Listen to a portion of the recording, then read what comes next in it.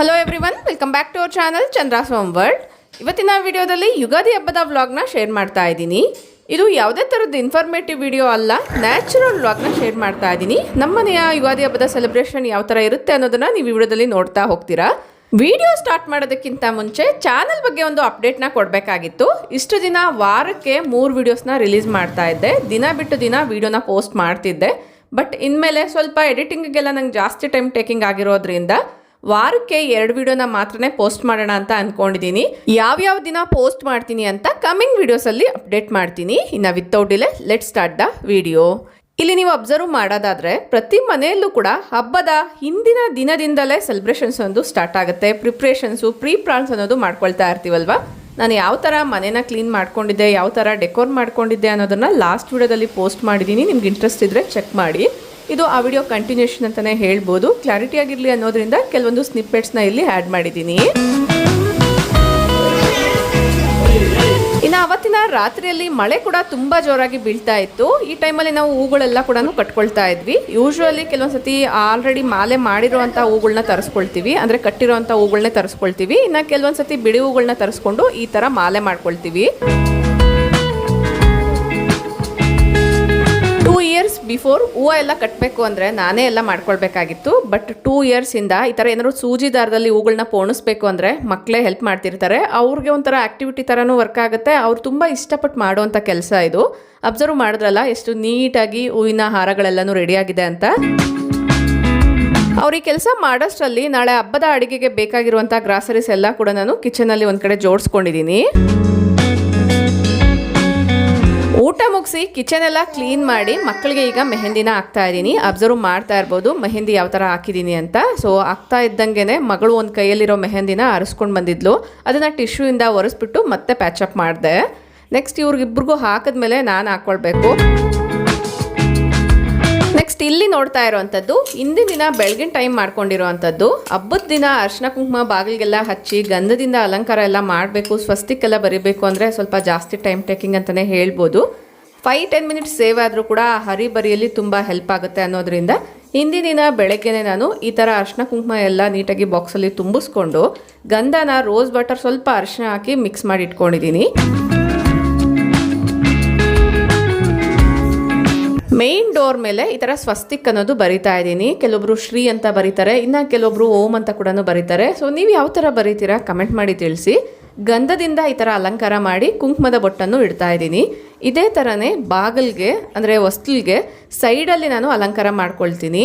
ಹಬ್ಬದ ದಿನ ಈ ಥರ ಸೈಡಲ್ಲೆಲ್ಲ ನೀಟಾಗಿ ಒರ್ಸೋಕ್ಕೆ ಹೋಗಲ್ಲ. ಜಸ್ಟ್ ಅಂದರೆ ಆ ಒಂದು ಕೆಳಗಡೆ ಪಾರ್ಟ್ ಏನಿದೆ ಅದನ್ನು ಮಾತ್ರನೇ ಒರೆಸಿ ಮತ್ತೆ ಅರ್ಶಿನ ಕುಂಕುಮ ಅನ್ನೋದು ಹಚ್ಕೊಳ್ತೀನಿ. ಅದನ್ನು ಕೂಡ ವಿಡಿಯೋದಲ್ಲಿ ಶೇರ್ ಮಾಡ್ತಾ ಹೋಗ್ತೀನಿ. ವಿಡಿಯೋನ ಎಲ್ಲೂ ಸ್ಕಿಪ್ ಮಾಡ್ದಿರಾ ಕೊನೆವರೆಗೂ ನೋಡ್ತಾ ಹೋಗಿ. ಅಬ್ಸರ್ವ್ ಮಾಡ್ತಾ ಇದ್ದೀರಲ್ವಾ, ಹೊಸ್ತಿಲ್ಗೆ ಸೈಡ್ಸಲ್ಲಿ ಏನು ವರ್ಟಿಕಲ್ ಸ್ಪೇಸ್ ಇರುತ್ತೆ ಆ ಸ್ಪೇಸಲ್ಲಿ ಗಂಧದಿಂದ ಈ ಥರ ಅಲಂಕಾರ ಮಾಡ್ಕೊಂಡಿದ್ದೀನಿ. ಊಟ ಮುಗಿಸಿ ಕಿಚನ್ ಎಲ್ಲ ಕ್ಲೀನ್ ಮಾಡಿ ಇಟ್ಟಿದ್ದೀನಿ ಅಂತ ಹೇಳಿದೆ ಅಲ್ವಾ. ಈಗ ಕಿಚನಲ್ಲಿ ಏನೇನು ಕ್ಲಾತ್ಸ್ನ ಯೂಸ್ ಮಾಡ್ತೀನಿ ಅದನ್ನೆಲ್ಲ ಕೂಡ ರಿಪ್ಲೇಸ್ ಮಾಡ್ತಾ ಇದ್ದೀನಿ. ಯೂಶ್ವಲಿ ಹಬ್ಬದ 1-2 ದಿನ ಮುಂಚೆನೇ ಫಸ್ಟ್ ಎಲ್ಲ ಮಾಡ್ತಿದ್ದೆ. ಬಟ್ ಈಗ ಅದೆಲ್ಲ ಸ್ವಲ್ಪ ಕೊಳೆ ಆಗುತ್ತೆ ಅನ್ನೋ ಕಾರಣದಿಂದ ನೈಟಲ್ಲಿ ಕಿಚನ್ ಕ್ಲೀನಿಂಗ್ ರೂಟೀನ್ ಆದಮೇಲೆ ಈ ಥರ ಕ್ಲಾತ್ಸ್ ಎಲ್ಲ ಕೂಡ ಚೇಂಜ್ ಮಾಡ್ತೀನಿ.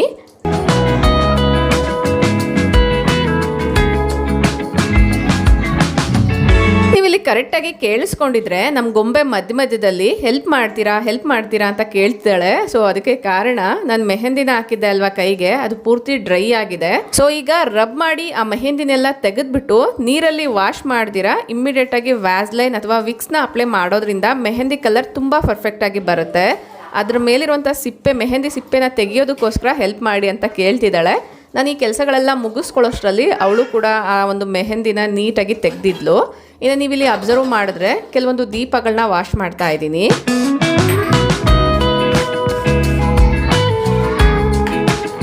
ಯೂಶ್ವಲಿ ಪ್ರತಿನಿತ್ಯ ಪೂಜೆಯಲ್ಲಿ ಯೂಸ್ ಮಾಡುವಂಥ ದೀಪಗಳನ್ನ ನೀಟಾಗಿ ವಾಶ್ ಮಾಡಿರೋ ಅಂಥದ್ದನ್ನು ಯೂಸ್ ಮಾಡ್ತಾ ಇರ್ತೀನಿ. ಇವುಗಳು ನಾನು ಇವತ್ತು ಯೂಸ್ ಮಾಡಿರೋ ಅಂಥದ್ದು. ಇದನ್ನು ನೀಟಾಗಿ ವಾಶ್ ಮಾಡಿ ಇಟ್ಟರೆ ಬೆಳಗ್ಗೆ ಅಷ್ಟರಲ್ಲಿ ನೀಟಾಗಿ ರೆಡಿ ಆಗಿರುತ್ತೆ, ಪೂಜೆಯಲ್ಲಿ ಯೂಸ್ ಮಾಡ್ಕೊಳ್ಬೋದು ಅನ್ನೋದ್ರಿಂದ ಎಲ್ಲದನ್ನ ಕೂಡ ಸಬೀನ ಪೌಡರ್ನ ಹಾಕ್ಬಿಟ್ಟು ಕ್ಲೀನ್ ಮಾಡ್ಕೊಳ್ತಿದ್ದೀನಿ.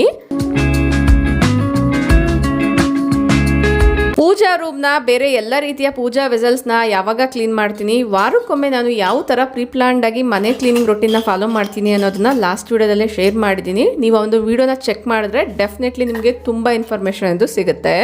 ಒಂದೇ ದಿನ ಎಲ್ಲ ಮಾಡ್ಕೊಳ್ಳೋದಕ್ಕಿಂತ ಡಿವೈಡ್ ಮಾಡಿಕೊಂಡು ಯಾವ ಥರ ನಾನು ರೊಟೀನ್ ಸೆಟ್ ಮಾಡ್ಕೊಂಡಿದ್ದೀನಿ ಅನ್ನೋ ಒಂದು ಐಡಿಯಾ ನಿಮಗೆ ಆ ವಿಡಿಯೋ ನೋಡಿದಾಗ ಬರುತ್ತೆ. ಇನ್ನು ದೀಪಗಳೆಲ್ಲ ನೀಟಾಗಿ ಬಟ್ಟೆಯಿಂದ ಒರೆಸಿ ಈ ಥರ ರೆಡಿ ಮಾಡಿ ಇಟ್ಕೊಂಡಿದ್ದೀನಿ. ನಿಮ್ಮೆಲ್ಲರಿಗೂ ಯುಗಾದಿ ಹಬ್ಬದ ಹಾರ್ದಿಕ ಶುಭಾಶಯಗಳು. ಈ ಹೊಸ ವರ್ಷ ನೀವು ಅಂದ್ಕೊಂಡಿದ್ದೆಲ್ಲ ಆಗಲಿ ಅಂತ ಹಾರೈಸ್ತಾ ವಿಡಿಯೋನ ಸ್ಟಾರ್ಟ್ ಮಾಡೋಣ.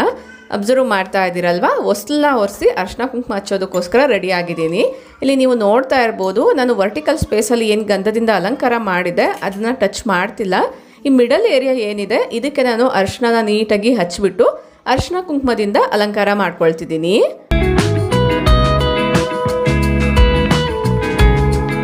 ಹಾಗೆ ತುಂಬ ದಿನಗಳಾದ್ಮೇಲೆ ವಿಡಿಯೋನ ಪೋಸ್ಟ್ ಮಾಡ್ತಿದ್ದೀನಿ, ವಿಶ್ ಮಾಡ್ತಿದ್ದೀನಿ ಅಂತ ಅನ್ಕೊಳ್ತಿದ್ದೀರಾ. ಹಬ್ಬದ ದಿನ ಕೂಡ ಒಂದು ರೀಲ್ನ ಪೋಸ್ಟ್ ಮಾಡಿದ್ದೆ, ಯೂಟ್ಯೂಬಲ್ಲೂ ಇನ್ಸ್ಟಾದಲ್ಲಿ ಕೂಡ. ನೀವು ಯಾರಾದರೂ ಇನ್ಸ್ಟಾ ಪೇಜ್ ಫಾಲೋ ಮಾಡ್ತಿಲ್ಲ ಅನ್ನೋದಾದ್ರೆ ಐಡಿ ಲಿಂಕ್ ಡಿಸ್ಕ್ರಿಪ್ಷನ್ ಕೊಟ್ಟಿರ್ತೀನಿ, ಒಂದ್ಸರಿ ಚೆಕ್ ಮಾಡಿ. ಯೂಟ್ಯೂಬಲ್ಲಿ ಹಾಕೋದಕ್ಕಿಂತ ಫಸ್ಟ್ಗೆ ನಾನು ಕೆಲವೊಂದು ರೀಲ್ಸ್ನ ಅಲ್ಲೂ ಕೂಡ ಪೋಸ್ಟ್ ಮಾಡ್ತಿರ್ತೀನಿ. ಇನ್ನೊಂದು ಕಡೆ ಸ್ಟವ್ ಮೇಲೆ ಒಬ್ಬಟ್ಟಿಗೆ ಬೇಳೆನ ಬೇಯಿಸಕ್ಕಿಟ್ಟಿದ್ದೆ. ಇಲ್ಲಿ ಅಬ್ಸರ್ವ್ ಮಾಡಿದ್ರೆ ನೊರೆ ಎಲ್ಲ ಫಾರ್ಮ್ ಆಗಿದೆ. ಈ ವೈಟ್ ಕಲರ್ ನೊರೆ ಎಲ್ಲ ಏನು ಕಾಣಿಸ್ತಿದೆ ಅದನ್ನ ತೆಗೆದು ಬಿಡ್ತಾ ಇದ್ದೀನಿ. ಇನ್ನೊಂದು ಕಡೆ ಪೂಜೆಯ ತಯಾರಿ ಕೂಡ ಮಾಡ್ಕೊಳ್ತಾ ಇದ್ದೀನಿ. ಹೊಸ್ಲನ್ನ ಅಲಂಕಾರ ಮಾಡಿದಾಯ್ತು. ಈಗ ಪೂಜಾ ರೂಮ್ನ ಫ್ಲೋರ್ ಒಂದ್ಸತಿ ಕ್ಲೀನ್ ಮಾಡಿಕೊಂಡು ಪೂಜೆಗೆ ಬೇಕಾಗಿರೋ ತಯಾರಿನ ಮಾಡ್ಕೊಳ್ತೀನಿ. ಪೂಜಾ ಫ್ಲೋರ್ನ ಕ್ಲೀನ್ ಮಾಡೋಕ್ಕೆ ಒಂದು ಲಿಕ್ವಿಡ್ನ ಉಪಯೋಗಿಸ್ತೀನಿ. ಜಸ್ಟ್ ವೆಟ್ ಕ್ಲಾತ್ ಇದ್ರೆ ಸಾಕಾಗುತ್ತೆ. ಆ ಲಿಕ್ವಿಡ್ನ ಪಂಪ್ ಮಾಡಿಕೊಂಡು ನೀಟಾಗಿ ಎಲ್ಲ ಕಡೆ ಒಂದೇ ಸತಿ ವೈಪ್ ಮಾಡ್ಕೊಳ್ಬೋದು. ಇನ್ನು ಫ್ಲೋರ್ ಮ್ಯಾಟ್ ಕೂಡ ಚೇಂಜ್ ಮಾಡೋಣ ಅನ್ನೋದ್ರಿಂದ ತರಿಸ್ಕೊಂಡಿದ್ದೆ. ಪೂಜಾ ರೂಮಲ್ಲಿ ಯಾವಾಗಲೂ ಒಂದೇ ಥರದ ಮ್ಯಾಟ್ನ ಯೂಸ್ ಮಾಡ್ತಾ ಇದ್ದೆ, ಅದನ್ನು ಕೂಡ ಈಗ ಚೇಂಜ್ ಮಾಡ್ಕೊಂಡಿದ್ದೀನಿ.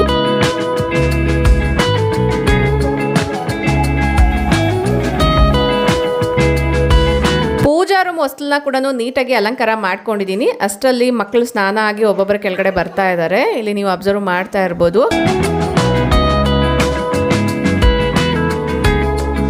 ಪ್ರತಿ ಮನೆಯಲ್ಲೂ ಹಬ್ಬದ ಮಾರ್ನಿಂಗ್ ತುಂಬ ಸಂಭ್ರಮ ಸಡಗರದಿಂದ ಹರಿಬರಿಯಲ್ಲೇ ಇರುತ್ತೆ ಅಂತ ಹೇಳ್ಬೋದು. ಒಂದು ಕಡೆ ನಾನು ವಿಡಿಯೋನ ಶೂಟ್ ಮಾಡ್ಕೊಳ್ತೇನೆ, ಇನ್ನೊಂದು ಕಡೆ ನನ್ನ ಕೆಲಸಗಳನ್ನ ಮಾಡ್ಕೊಳ್ತಾ ಇದ್ದೀನಿ.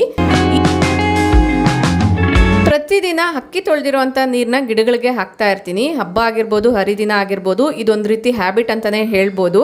ಮನೆಯ ಎಂಟ್ರಿವೇಯಲ್ಲೇ ಗಿಡಗಳಿರೋದ್ರಿಂದ ಅಕ್ಕಿ ತೊಳೆದಿದ್ದ ಕೂಡಲೇ ಆ ನೀರನ್ನ ಗಿಡಗಳಿಗೆ ಹಾಕ್ತಾ ಇರ್ತೀನಿ. ಕೆಲವೊಂದು ಸತಿ ಕುಕ್ಕರಲ್ಲಿ ಅಕ್ಕಿನ ತೊಳೆದು ಕುಕ್ಕರ್ ಸಮೇತನೇ ತೊಗೊಂಡು ಬಂದು ನೀರನ್ನ ಈ ಥರ ಬಗ್ಗಿಸ್ತಿರ್ತೀನಿ.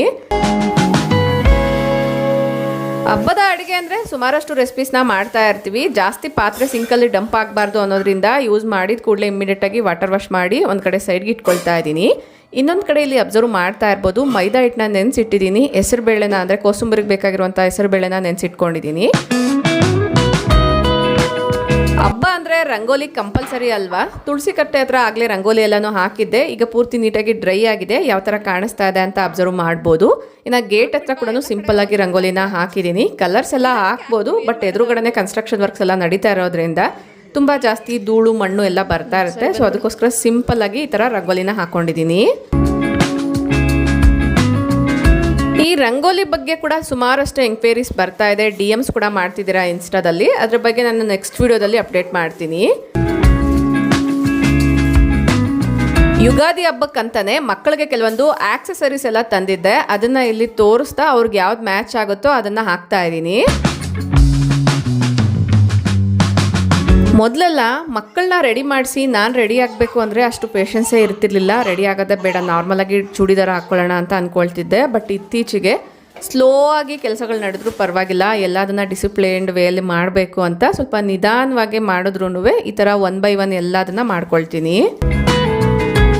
ಅಷ್ಟರಲ್ಲಿ ಬೇಳೆ ಕೂಡ ಬೆಂದಿತ್ತು. ಇಲ್ಲಿ ನೀವು ಅಬ್ಸರ್ವ್ ಮಾಡ್ತಾ ಇರ್ಬೋದು. ಸೊ ಇದು ರೈಸ್ ಪಾಟ್ ಆಗಿರೋದ್ರಿಂದ ಈಸಿಯಾಗಿ ನೀರನ್ನ ಬೇಳೆನ ಸಪ್ರೇಟ್ ಮಾಡ್ಬೋದು. ಇದಕ್ಕೆ ಕ್ಯಾಪ್ ಈ ಥರದ್ದು ಕೊಟ್ಟಿರ್ತಾರೆ. ಸೈಡ್ಸಲ್ಲಿ ಬ್ಲ್ಯಾಕ್ ಕಲರ್ ಏನು ಕಾಣಿಸ್ತಿದೆ ಹೋಲ್ಡರ್ಸು, ಜಸ್ಟ್ ಈ ಥರ ನಾವು ಹೋಲ್ಡ್ ಮಾಡಿಕೊಂಡ್ರೆ ಸಾಕಾಗುತ್ತೆ. ಈಸಿಯಾಗಿ ನೀರನ್ನ ಬಸ್ಕೊಳ್ಬೋದು. ರೈಸ್ ಮಾಡೋಕ್ಕಿರ್ಬೋದು ಅಥವಾ ಬಸ್ಸಾರು ತರಕಾರಿ ಎಲ್ಲ ಬೇಯಿಸಿದಾಗ ಸಪ್ರೇಟ್ ಮಾಡ್ಕೊಳ್ಳೋಕ್ಕೆ, ನೀರು ತರಕಾರಿನ ಸಪ್ರೇಟ್ ಮಾಡೋಕ್ಕೆ ಇದು ಬೆಸ್ಟ್ ಅಂತಲೇ ಹೇಳ್ಬೋದು. ಕೆಲವು ಮನೆಗಳಲ್ಲಿ ಯುಗಾದಿ ಪಚ್ಚಡಿ ಅಂತ ಮಾಡ್ತಾರೆ, ಷಡ್ರುಚಿಗಳನ್ನ ಮಿಕ್ಸ್ ಮಾಡಿ. ನಮ್ಮ ಮನೆಯಲ್ಲಿ ಬೇವು ಬೆಲ್ಲ ಮಾತ್ರನೇ ಮಿಕ್ಸ್ ಮಾಡ್ತೀವಿ. ಬೇವಿನ ಸೊಪ್ಪು ಮಕ್ಕಳು ಬಿಡಿಸ್ತಾ ಇದ್ದಾರೆ. ಒಬ್ಬಟ್ಟು ರೆಸಿಪಿಗೆ ಬರೋದಾದರೆ ಗ್ರೈಂಡರ್ಗೆ ಹಾಕ್ತಾ ಇದ್ದೀನಿ. ಒಬ್ಬಟ್ಟು ಯಾವ ಥರ ಮಾಡೋದು ಅಂತ ಎಲ್ಲರಿಗೂ ಗೊತ್ತೇ ಇರುತ್ತೆ. ಬಟ್ ಇವತ್ತು ನಾನು ಇಲ್ಲೇನು ತೋರಿಸ್ತಾ ಇದ್ದೀನಿ, ಈ ಹೂರಣದಿಂದ ಒಬ್ಬಟ್ಟು ಮಾಡೋಕ್ಕೆ ತುಂಬಾ ಕಷ್ಟ ಆಯಿತು. ಅದು ಯಾಕೆ ಅಂತ ನಿಮ್ಮಲ್ಲಿ ಒಬ್ಬಟ್ಟು ರೆಸಿಪಿ ಪರ್ಫೆಕ್ಟಾಗಿ ಗೊತ್ತಿರೋರಿಗೆ ಈಗಾಗಲೇ ಅರ್ಥ ಆಗಿರುತ್ತೆ. ಆಗಿಲ್ಲ ಅನ್ನೋದಾದರೆ ಇದೇ ವಿಡಿಯೋದಲ್ಲಿ ಶೇರ್ ಮಾಡ್ತೀನಿ. ವಿಡಿಯೋನ ಸ್ಕಿಪ್ ಮಾಡಿದಿರಾ ನೋಡ್ತಾ ಹೋಗಿ. ಒಂದು ಕಡೆ ನಾನು ಇದನ್ನೆಲ್ಲ ಮಾಡ್ಕೊಳ್ತಾ ಇದ್ದರೆ ಇನ್ನೊಂದು ಕಡೆ ಬಾಗಿಲಿಗೆ ತೋರಣ ಎಲ್ಲ ಕಟ್ಟಿ ಹೂಗಳೆಲ್ಲ ಕೂಡ ನೀಟಾಗಿ ಅರೇಂಜ್ ಮಾಡ್ತಿದ್ರು. ಸಾಮಾನ್ಯವಾಗಿ ಯುಗಾದಿ ಹಬ್ಬಕ್ಕೆ ಎಲ್ಲರ ಮನೆಯಲ್ಲೂ ಕೂಡ ಈ ಥರ ಮಾವಿನ ಎಲೆಗಳಿಂದ ತೋರಣನ ಕಟ್ಟಿ ಸೈಡಲ್ಲಿ ಬೇವಿನ ಎಲೆಗಳನ್ನ ಇಡ್ತೀರಾ ಅಂತ ಅಂದ್ಕೊಂಡಿದ್ದೀನಿ. ನಿಮ್ಮಲ್ಲಿ ಯಾರ ಕಡೆ ಎಲ್ಲ ಮಾಡಲ್ಲ ಕಮೆಂಟ್ ಮಾಡಿ ತಿಳಿಸಿ. ಒಬ್ಬಟ್ಟು ಮಾಡೋಕ್ಕೆ ತುಂಬ ಕಷ್ಟ ಆಯಿತು ಅಂತ ಹೇಳ್ದೆ ಅಲ್ವಾ. ಹೂರ್ಣ ಸ್ವಲ್ಪ ಮೆತ್ತಗೆ ಬಂದಿರೋ ಕಾರಣ ಈ ಥರ ತಟ್ಟಬೇಕಾದ್ರೆ ತುಂಬ ಕಷ್ಟ ಆಗ್ತಿತ್ತು. ತೆಳ್ಳಗೆ ಮಾಡಿದ್ರೆ ಹೆಂಚ ಮೇಲೆ ಹಾಕಿದಾಗ ಅದು ಮಧ್ಯದಲ್ಲಿ ಹರಿದೋಗೋ ಚಾನ್ಸ್ ಇರ್ತಿತ್ತು. ಸೊ ಈ ಥರ ಯಾಕಾಗುತ್ತೆ ಅನ್ನೋದಾದರೆ ಕೆಲವೊಂದು ಸತಿ ಬೇಳೆ ತುಂಬ ಜಾಸ್ತಿ ಬೆಂದಾಗ, ಕೆಲವೊಂದು ಸತಿ ಬೆಲ್ಲದಲ್ಲಿ ಏನಾದರೂ ವೇರಿಯೇಷನ್ಸ್ ಇದ್ದಾಗ. ಈ ಬಾರಿ ನಾನು ಆರ್ಗಾನಿಕ್ ಬೆಲ್ಲನ ಯೂಸ್ ಮಾಡಿದ್ದೆ. ಮೇ ಬಿ ಅದರದ್ದೇ ಏನೋ ಪ್ರಾಬ್ಲಮ್ ಗೊತ್ತಿಲ್ಲ. ಈ ಹೂರ್ಣ ಅನ್ನೋದು ತುಂಬಾ ಸಾಫ್ಟಾಗಿ ಬಂದುಬಿಟ್ಟಿತ್ತು. ಅದನ್ನು ಮತ್ತೆ ನಾನು ಸರಿ ಮಾಡಿಕೊಂಡು ಪರ್ಫೆಕ್ಟಾಗಿ ಒಬ್ಬಟ್ಟು ಅನ್ನೋದು ಮಾಡಿದೆ. ಯಾವ ಥರ ಸರಿಪಡಿಸ್ಕೊಂಡೆ, ಏನು ಮಿಕ್ಸ್ ಮಾಡಿದೆ ಅಂತ ಡೀಟೇಲ್ಸ್ ನಿಮಗೆ ಗೊತ್ತಾಗಬೇಕು ಅನ್ನೋದಾದರೆ ಡೆಫಿನೆಟ್ಲಿ ಕಮೆಂಟ್ ಮಾಡಿ ತಿಳಿಸಿ. ಎಷ್ಟೇ ಸಾಫ್ಟಾಗಿರೋವಂಥ ಹೂರ್ಣ ಆದರೂ ಕೂಡ ಈಸಿಯಾಗಿ ಅಡ್ಜಸ್ಟ್ ಮಾಡ್ಕೊಳ್ಬೋದು. ಸ್ಟಫಿಂಗ್ ಪರ್ಫೆಕ್ಟಾಗಿ ಇದ್ದರೆ ಒಬ್ಬಟ್ಟು ತಟ್ಟೋದು ಈಸಿ ಆಗುತ್ತೆ. ತಟ್ಟಿರೋ ಒಬ್ಬಟ್ಟನ್ನ ಹೆಂಚ ಮೇಲೆ ಹಾಕೋದಿರ್ಬೋದು. ಮತ್ತು ಆ ಒಂದು ಶೈನಿಂಗೇ ಬೇರೆ ಥರ ಇರುತ್ತೆ. ಫೈನಲಿ ಪೂಜೆ ಎಲ್ಲ ಆಗಿದೆ. ಯಾವ ಥರ ಕಾಣಿಸ್ತಾ ಇದೆ ಅಂತ ಇಲ್ಲಿ ಅಬ್ಸರ್ವ್ ಮಾಡ್ಬೋದು.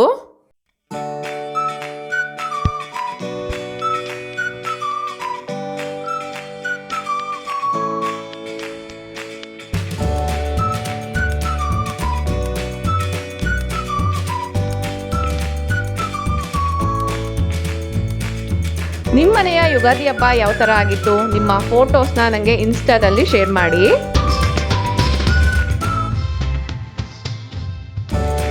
ಹಬ್ಬ ಅಂದರೆ ಪ್ರತಿ ಮನೆಯಲ್ಲೂ ಕೂಡ ಎರಡು ಕಡೆ ತುಂಬ ಜಾಸ್ತಿ ಗಮನ ವಹಿಸ್ತಾ ಇರ್ತೀವಿ. ಒಂದು ಹಬ್ಬದ ಅಡುಗೆ ಪ್ರಿಪ್ರೇಷನ್ಸಲ್ಲಿ, ಇನ್ನೊಂದು ಪೂಜೆಯ ತಯಾರಿಯಲ್ಲಿ. ಪೂಜೆ ಅನ್ನೋದು ಆಯಿತು, ಹಬ್ಬದ ಅಡುಗೆ ಏನೇನು ಮಾಡಿದ್ದೀನಿ ಅಂತ ತೋರಿಸ್ತೀನಿ.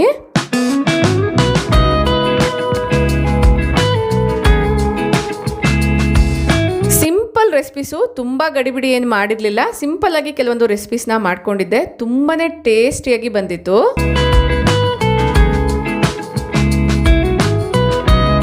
ಊಟ ಎಲ್ಲ ಆದಮೇಲೆ ಮಗಳಿಗೆ ಫ್ರೀ ಏರ್ಸ್ ಬಿಟ್ಟು ಈ ಥರ ಹೂವನ್ನ ಮೂಡಿಸಿದ್ದೆ.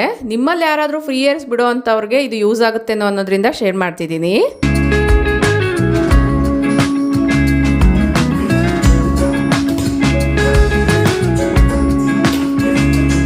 ಈವ್ನಿಂಗ್ ಟೈಮಲ್ಲಿ ಮಕ್ಕಳು ಕೆಲವು ಡ್ಯಾನ್ಸ್ನ ಪ್ರಾಕ್ಟೀಸ್ ಮಾಡ್ತಾ ಇದ್ರು. ಇದಕ್ಕೆ ಸಂಬಂಧಪಟ್ಟಿರುವಂಥ ರೀಲ್ನ ನಾನು ಈಗಾಗಲೇ ಪೋಸ್ಟ್ ಮಾಡಿದ್ದೀನಿ.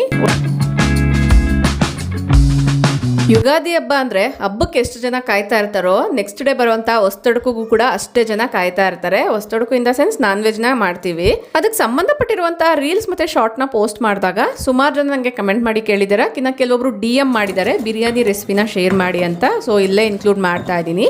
ನೋಡಿದ್ರಲ್ವ ನಾನು ಏನೇನು ಇಂಗ್ರೀಡಿಯೆಂಟ್ಸ್ನ ತೊಗೊಂಡಿದ್ದೆ, ಅದನ್ನು ಈ ಥರ ತರಿಯಾಗಿ ರುಬ್ಬಿಟ್ಕೊಂಡಿದ್ದೀನಿ. ಇನ್ನೊಂದು ಕಡೆ ಅಕ್ಕಿನ ಬೇಯಿಸ್ಕೊಂಡಿದ್ದೀನಿ. ಇಲ್ಲಿ ನಾನು ನಾರ್ಮಲ್ ಸೋನಾ ಮಸೂರಿ ಅಕ್ಕಿನೇ ಯೂಸ್ ಮಾಡಿದ್ದೀನಿ. ನೀವು ಬೇಕಂದರೆ ಬಾಸುಮತಿ ಅಕ್ಕಿ ಕೂಡ ಯೂಸ್ ಮಾಡ್ಕೊಳ್ಬೋದು. ಈ ಥರ ಅಕ್ಕಿನ ಅಂದರೆ ರೈಸ್ನ ಬಸ್ಕೊಳ್ಬೇಕಾಗತ್ತೆ. ಈ ಬಿರಿಯಾನಿಗೆ ಮೇಯ್ನಾಗಿ ಅಕ್ಕಿ ಯಾವ ಥರ ಬೇಯಿಸ್ಕೊಂಡಿದ್ದೀವಿ ಅನ್ನೋದೇ ತುಂಬ ಮ್ಯಾಟರ್ ಆಗುತ್ತೆ. ಇನ್ನೊಂದು ಪಾತ್ರೆಯಲ್ಲಿ ಸ್ವಲ್ಪ ಆಯಿಲು, ಸ್ವಲ್ಪ ತುಪ್ಪನ ಹಾಕ್ಕೊಂಡು ಹೋಲ್ ಗರಂ ಮಸಾಲ ಸ್ಪೈಸಸ್ನ ಹಾಕ್ಕೊಳ್ತಾ ಇದ್ದೀನಿ.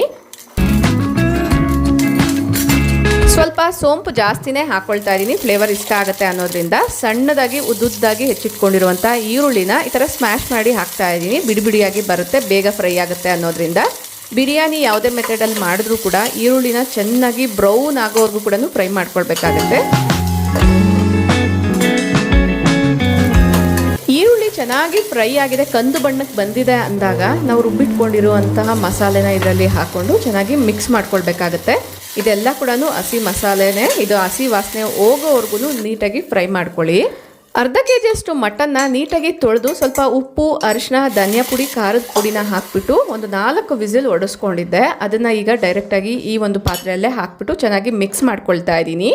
ನಾವು ಮಟನ್ ಬೇಯಿಸ್ಬೇಕಾದ್ರೆ ಜಾಸ್ತಿ ನೀರನ್ನ ಹಾಕಬಾರ್ದು, ಒಂದು ಸ್ವಲ್ಪ ಚುಮುಕಿಸ್ಬೇಕಷ್ಟೇ. ಆಲ್ರೆಡಿ ಮಟನಲ್ಲಿ ಕೂಡ ಸ್ವಲ್ಪ ವಾಟರ್ ಕಂಟೆಂಟ್ ಇರೋದ್ರಿಂದ ಅದು ಕೂಡ ರಿಲೀಸ್ ಆಗುತ್ತೆ. ಈಗ ಇದರಲ್ಲಿ ಏನು ನೀರಿನಂಶ ಇದೆ ಅದೆಲ್ಲ ಕೂಡ ಬತ್ತೋಗಬೇಕು. ಅಲ್ಲಿವರೆಗೂ ಕೂಡ ಚೆನ್ನಾಗಿ ಬೇಯಿಸ್ಕೊಳ್ಬೇಕಾಗತ್ತೆ.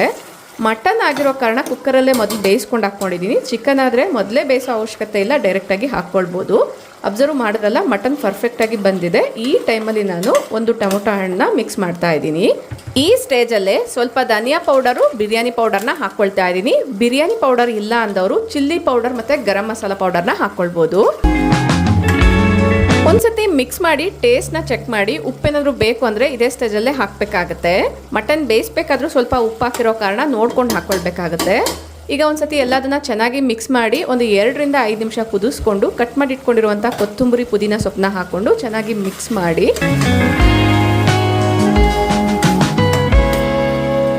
ಇಲ್ಲಿ ಅಬ್ಸರ್ವ್ ಮಾಡಿದ್ರೆ ಗ್ರೇವಿಯಲ್ಲಿ ವಾಟರ್ ಎಲ್ಲ ಕೂಡ ಎವಾಪ್ರೇಟ್ ಆಗಿದೆ. ನೋಡ್ತಾ ಇರ್ಬೋದು ಎಷ್ಟು ಚೆನ್ನಾಗಿ ಬಂದಿದೆ ಅಂತ. ಇನ್ನು ಈ ಸ್ಟೇಜಲ್ಲಿ ನಾವು ಆಗಲೇ ಕುಕ್ ಮಾಡಿ ಇಟ್ಕೊಂಡಿರುವಂಥ ರೈಸ್ ಇದೆ ಅಲ್ವಾ, ರೈಸ್ನ ಹಾಕ್ಬಿಟ್ಟು ಮಿಕ್ಸ್ ಮಾಡ್ಕೊಳ್ಬೇಕಾಗತ್ತೆ.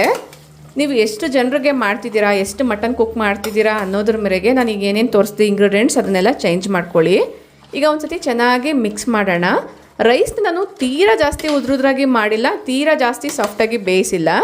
ಮಧ್ಯಾಹ್ನಕ್ಕೂ ಕೂಡ ಇದನ್ನೇ ನಾನು ಸರ್ವ್ ಮಾಡೋದ್ರಿಂದ ಸ್ವಲ್ಪ ಅಕ್ಕಿನ ಪರ್ಫೆಕ್ಟಾಗಿ ಬೇಯಿಸ್ಕೊಂಡಿದ್ದೀನಿ. ಈಗ ಇದರಲ್ಲಿ ಕಟ್ ಮಾಡಿಟ್ಟಿರುವಂಥ ಕೊತ್ತಂಬರಿ ಸೊಪ್ಪನ್ನ ಹಾಕ್ಬಿಟ್ಟು ಗಾಳಿ ಹೊರಗಡೆ ಬರದೇ ಇರೋ ಥರ ಒಂದು ಲಿಡ್ನ ಕ್ಲೋಸ್ ಮಾಡಿ ಅದ್ರ ಮೇಲೆ ಏನಾದರೂ ಭಾರವಾಗಿರುವಂಥ ವಸ್ತುನ ಇಡಿ. ಈ ಥರ ದಮ್ ಒಂದು 5 ನಿಮಿಷ ಬಸಿದ್ರೆ ಸಾಕಾಗುತ್ತೆ. ಪರ್ಫೆಕ್ಟಾಗಿರುವಂತಹ ಮಟನ್ ಬಿರಿಯಾನಿ ರೆಡಿ. ಇದು ನಾಟಿ ಸ್ಟೈಲ್ ಬಿರಿಯಾನಿ ಅಂತಲೇ ಹೇಳ್ಬೋದು. ತುಂಬಾ ಟೇಸ್ಟಿಯಾಗಿರುತ್ತೆ. ಡೆಫಿನೆಟ್ಲಿ ಒಂದ್ಸತಿ ಅದನ್ನು ಟ್ರೈ ಮಾಡಿ. ಐ ಹೋಪ್ ಈ ವಿಡಿಯೋ ನಿಮ್ಮೆಲ್ಲರಿಗೂ ಇಷ್ಟ ಆಗಿದೆ ಅಂತ ಅಂದ್ಕೊಳ್ತೀನಿ. ಈ ವಿಡಿಯೋ ಏನಾದರೂ ಇಷ್ಟ ಆಯಿತು ಅನಿಸಿದ್ರೆ ಈಗಲೇ ಒಂದು ಲೈಕ್ ಮಾಡಿ, ನಿಮ್ಮ ಫ್ರೆಂಡ್ಸ್ ಆ್ಯಂಡ್ ಫ್ಯಾಮಿಲಿ ಜೊತೆಗೂ ಶೇರ್ ಮಾಡಿ, ನಿಮ್ಮ ಅನಿಸಿಕೆ ಅಭಿಪ್ರಾಯಗಳನ್ನ ಕಮೆಂಟಲ್ಲಿ ತಿಳಿಸಿ.